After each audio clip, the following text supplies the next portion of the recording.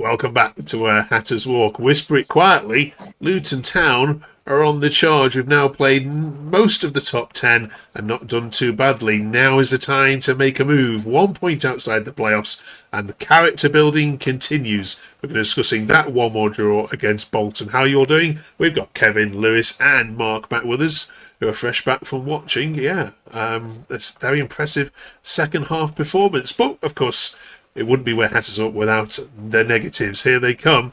This week, courtesy of Tom Allen. Free Nordas, please. Yates is a competition winner.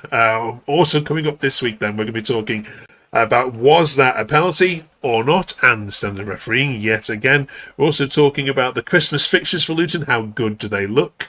The FA Cup draw, if we get past Fleetwood this week, who do we want in the third round? And we're up to letter H in our A to Z of Luton Town heroes. Who gets in it for you? I think Kevin, Mark and Lewis have got their ideas. Will they match yours at the end as well? Plus, also we're getting into a little bit of discussion this week, or the debate, because it's been falling out online, as to whether or not we're seeing now the very best of Liam Walsh. Let's get into that a little bit later on, though.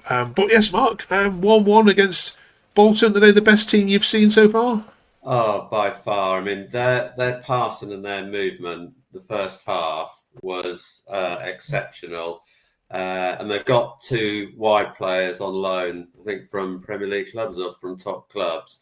And their standard is way above League One. So, yeah, I mean, there were boos at half time, which I don't really get. It's, this comes as a shock, but teams are actually allowed to play well against us.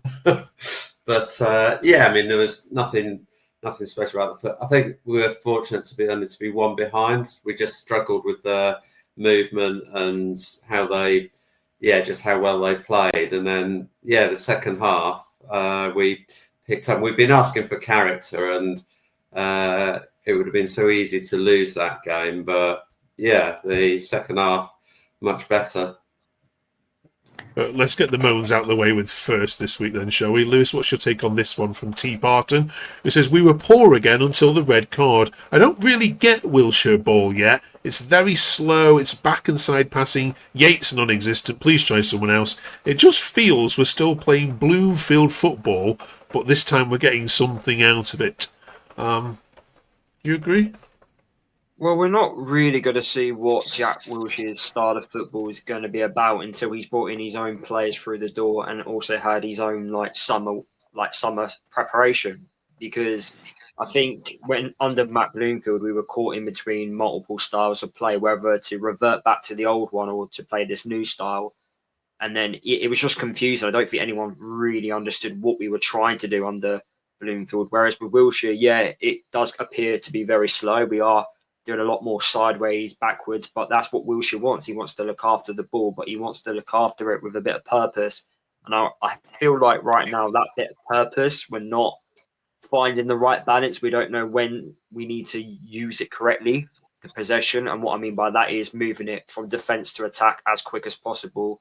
Instead, I think we're being a bit too cautious, not taking that risky pass. And that's why it appears to be a bit slow. And I also think that comes from the players as well, not having the total belief that they can play and break teams down in a certain way. So it's going to be a little bit, I don't know what we're going to see from this Luton team because of how many changes we've had in a season. We're also not keeping the same starting 11. So it's not looking as fluid as we want it to be as supporters.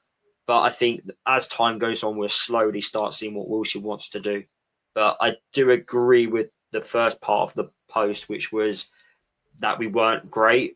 I felt Bolton were the better team for the first 55 minutes. And even after 55 minutes, they still had the odd chance when they went down to 10 men. So we kind of took control the moment they went down to 10.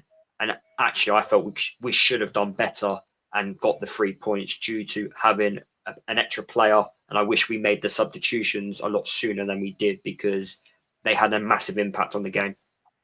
Yeah. The next time we play Bolton will be Saturday, the 2nd of May, which of course will be the very last day of the season. You'll both be there at the Tough Sheet Stadium. what do you suspect will be happening on the 2nd of May there, Mark? Do you expect you'll be seeing a Bolton celebratory promotion party and you squeaking into the playoffs, or are we potentially watching the top 2 here?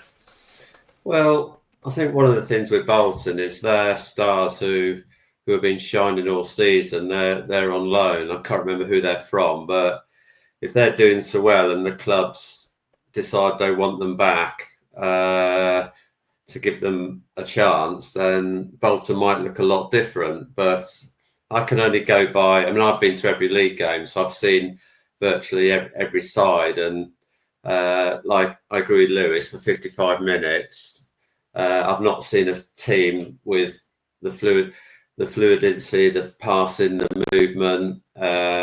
They impressed me. And like I said, it's to our credit, we stayed in the game. I agree with what Lewis is saying, and one of the things Jack said in his post-match interview is he reminded the team at half-time to believe in themselves. It's like, yes, Bolton are a good team, but we're a good team too.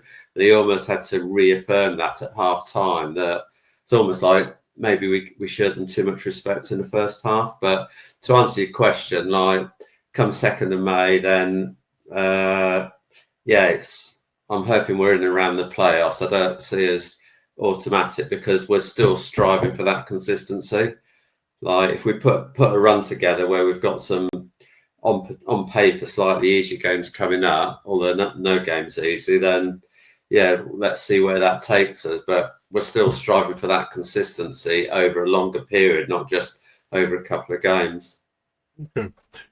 Right then, Kevin, I'm going to leave you to sort out this striker issue then, please, if that's okay. Charlie says, that Bolton game was proof we are desperately crying out for a clinical striker. I think Al-Mohammadi is the answer, but there isn't a day where he's fit.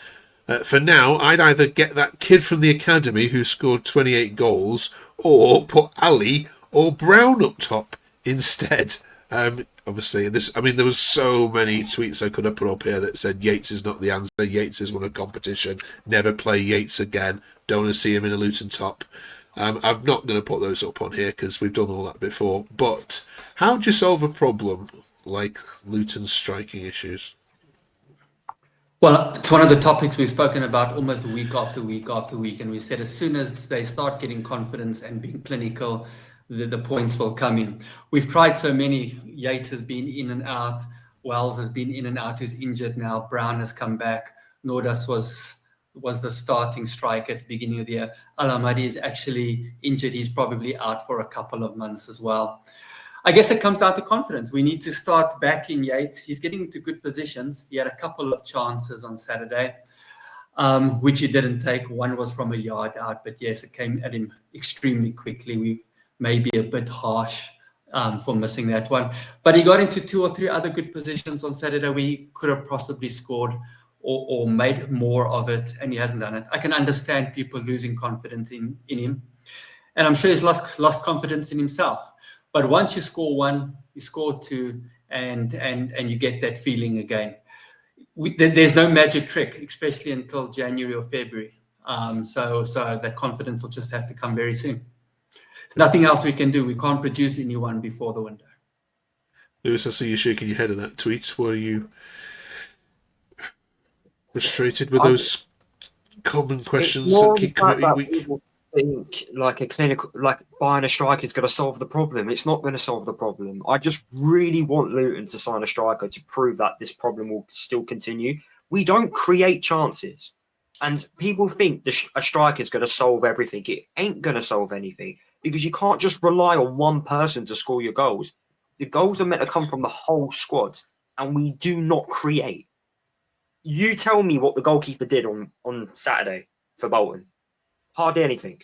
Didn't do hardly anything. Apart from that chance in the first half by Yates, where it bounced off him from 2 yards, and then the goal itself, what did that Bolton keeper do? Hardly anything. And we've said this so many times, especially in our home games, where the opposition goalkeepers don't do anything. It's all right for the striker to score goals, but we need other people in the team having chances, having the opportunity to score. No one has opportunities because we don't create clear cut. So we need a creative midfielder. We haven't replaced Ross Barkley, who left in the Premier League. So, this has been an ongoing thing for the last 2 years. And to be fair, last year we had Elijah Adebayo miss so many big chances. But realistically, we're not creating enough. I think if you actually look at the stats as well, we're nowhere near in terms of other clubs. Goals for us have been spread out throughout the team.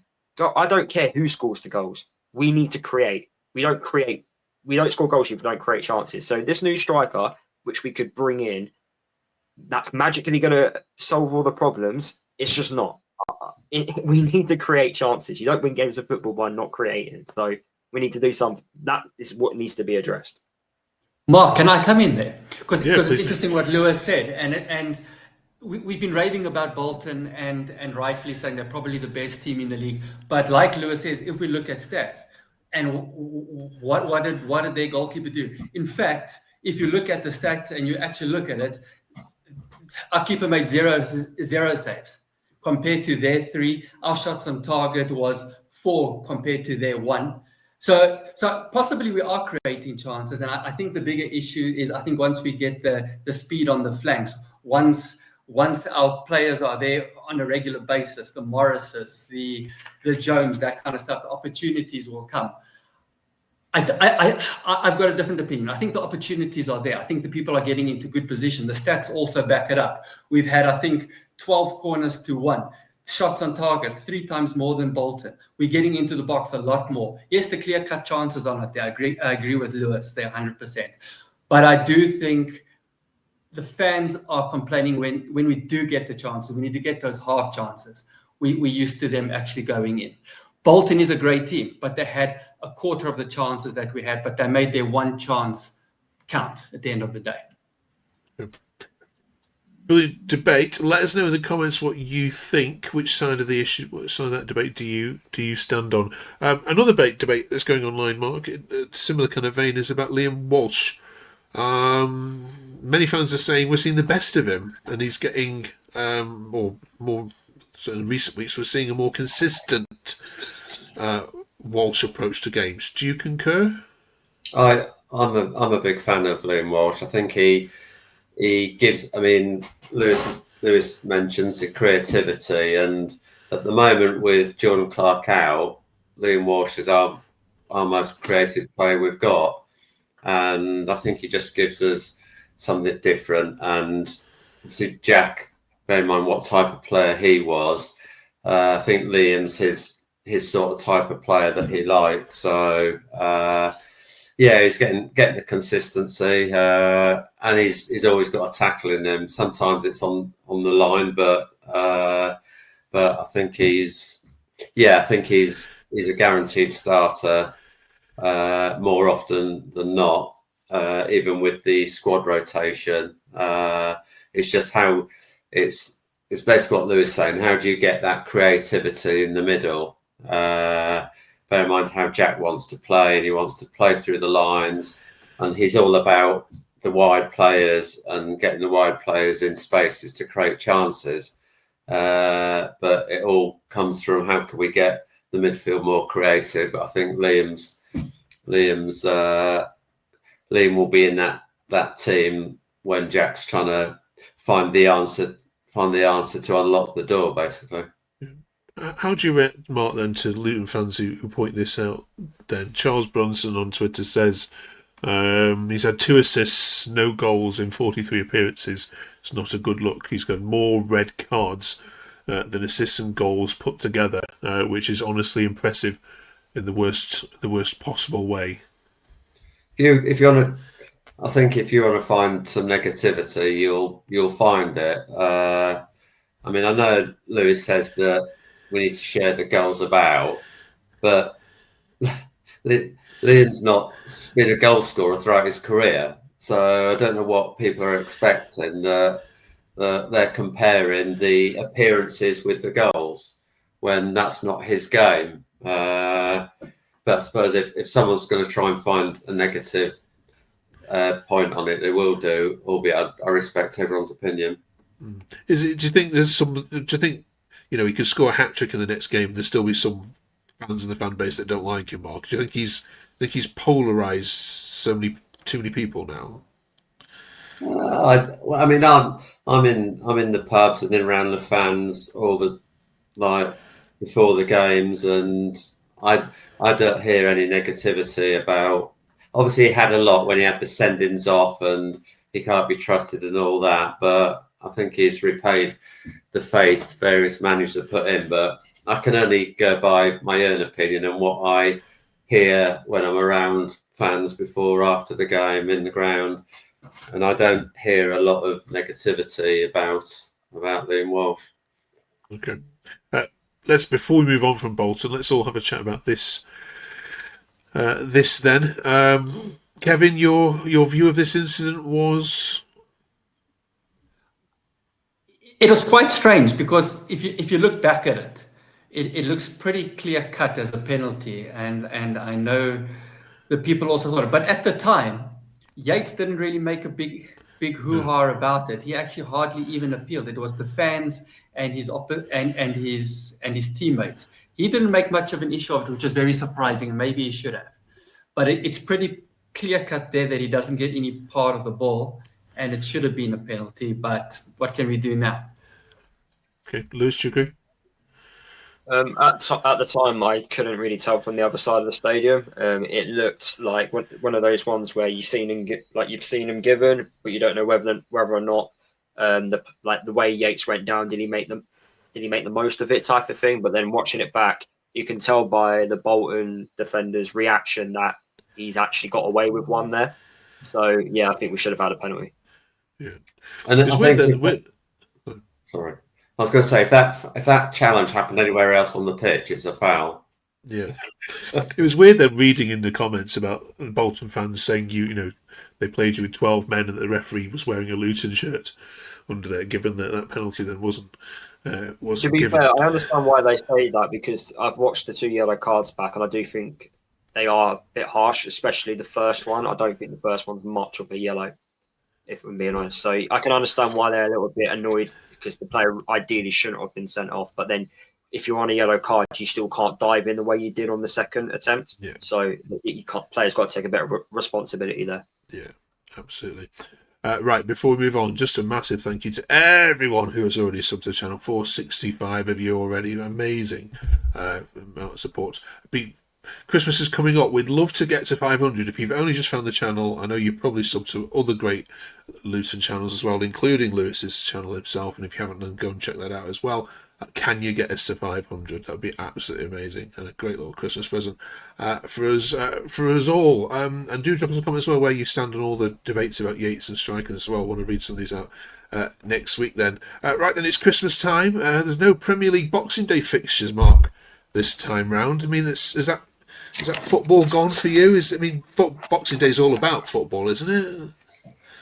Boxing Day is a traditional football day, but then what do the Premier League do that's traditional? They send clubs to the other end of the country for mind you, that's any league basically. But unfortunately, the Premier League is all about money, and there's not a lot of tradition because they want to get rid of FA Cup replays. So nothing surprises me. It's all about money, and but yeah, I grew up remember going as 16, 17-year-olds, and Boxing Day was a great tradition. It's we look forward to the Christmas period, Boxing Day and New Year's Day, and yeah, it's some things you can't get rid of, but the Premier League have a good try at it.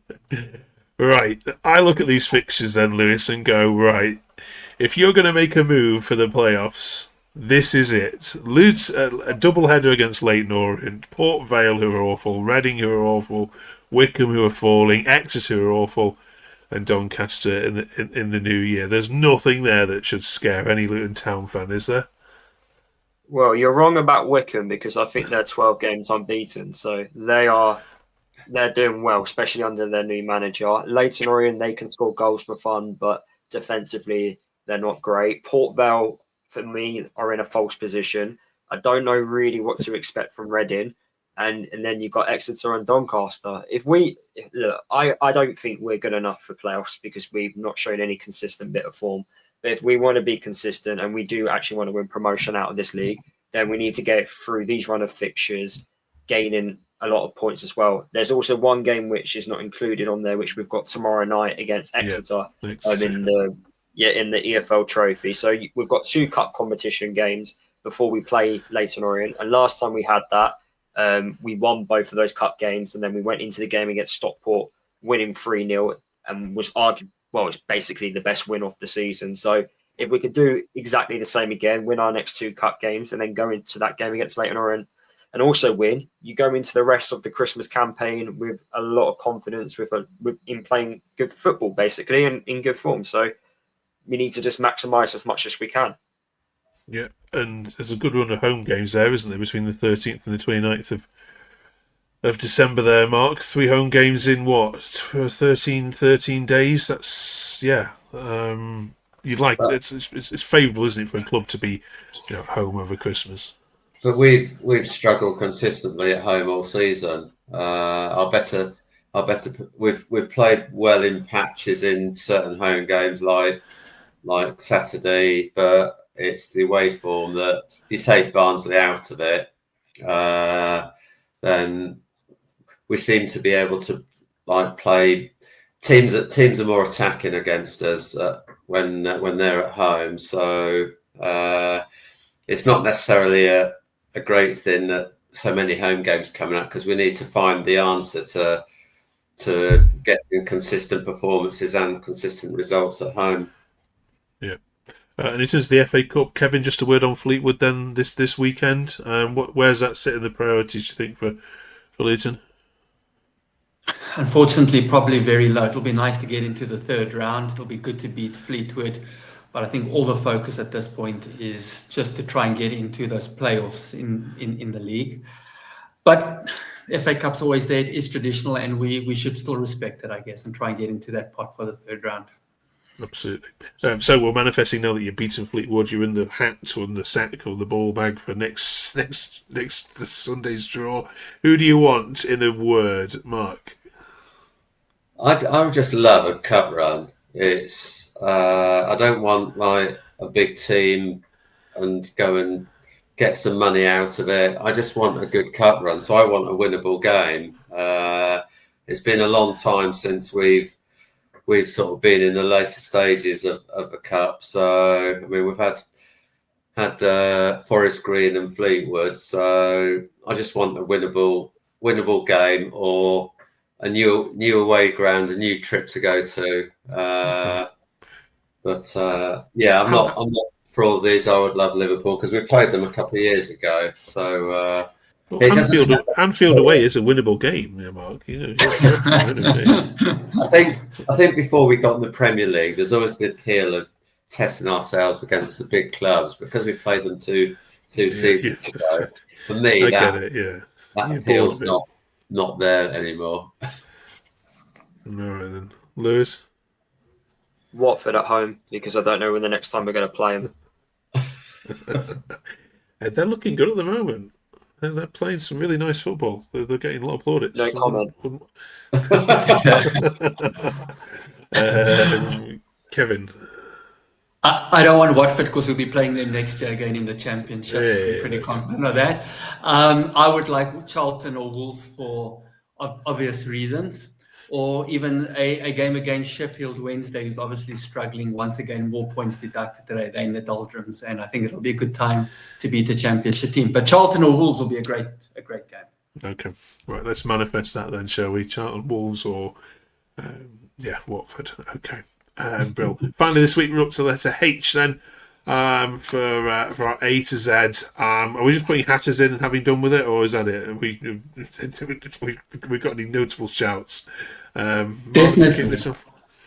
There are 2 absolute standout names: Ricky Hill, Mick Harford, absolute legends. Ricky Hill was what made me fall in love with football and fall in love with Luton. I saw him 81 was the first time I'd seen him, and he he deserved more England caps, but yeah, just what a legend. And obviously there aren't enough superlatives for McCarthy, what he's done, not as a player, but for the club in various positions. And I've had the pleasure to spend quite a bit of time around him, and he's a legend on the pitch, but he's an even bigger legend off the pitch. Is one of the nicest guys you could wish to meet. So they're my two standouts. Okay. Lewis, we're not going to beat that, I don't think, are we? We're not, but if we're going to throw in a modern day name in, someone that I've watched play, then it has to be Danny Hilton because of what he did in a Luton shirt. You know, it's one of the most frustrating strikers you would watch for any opposition fan. His goals for Luton, I will always remember the League 2 years with him, the amount of goals he scored. And I think we could do with someone like him up top right now. In fact, Yates, if you know, I think quite similar in terms of frustration. But if Yates wants to learn a thing or two, watch Danny Hilton and how much of an impact he has in games. Because he doesn't win many headers, Danny Hilton, but he makes sure defenders have a difficult afternoon. Okay. Kevin? I don't think I can add anything on those. I think those two are the great ones, Hartford and Hilton, and both the gentlemen here are correct. I don't think anyone bleeds Luton blood more than those two. I don't think anyone's more passionate than on and off the field. Great ambassadors. I think if I could only add something that's not a player, and that's someone that's been on the field more than both of those, is Happy Harry, our mascot. He's the only one that can compare. but there's no ways I'm going to be able to beat the two names that have been mentioned today, unfortunately. I mean, Lewis, have you held Happy Harry's hand as a kid? Have you been a mascot? No, I haven't. And so I spent Thursday evening, an evening with Ronnie Henry, who was captain on our conference winning side, and yeah, just what a great evening, just hearing him. So that's quite topical at the moment. Okay. Oh, I should also probably shout out Steve Howard as well, because there'd definitely be Luton fans moaning the fact that we didn't mention him. Another great striker. Very true. Wow, you've got a lot of H's, haven't you? That's difficult, but I think, I mean, Mick Harford, probably Mark has to go in, doesn't he? I think if you ask any non-Luton Town fan name a Luton legend, they'd often say Mick Harford, wouldn't they? So, okay. Right, next week they need your help, though. So in the comments, please, we're up to letter I. their first difficult letter of this season. I'll find them. No Wikipediaing it. Let us know in the comments. Right, thank you very much, you three, for watching. Enjoy. Good luck against Exeter, of course, tomorrow night. Hope you get through the round of 32, and we'll be hopefully watching your ball be poured out of the bag next Monday night when the draw is made. Fingers crossed against Fleetwood as well. See you then in 7 days' time. Thank you very much for watching. Do drop us a sub if you haven't done already. Good to see you.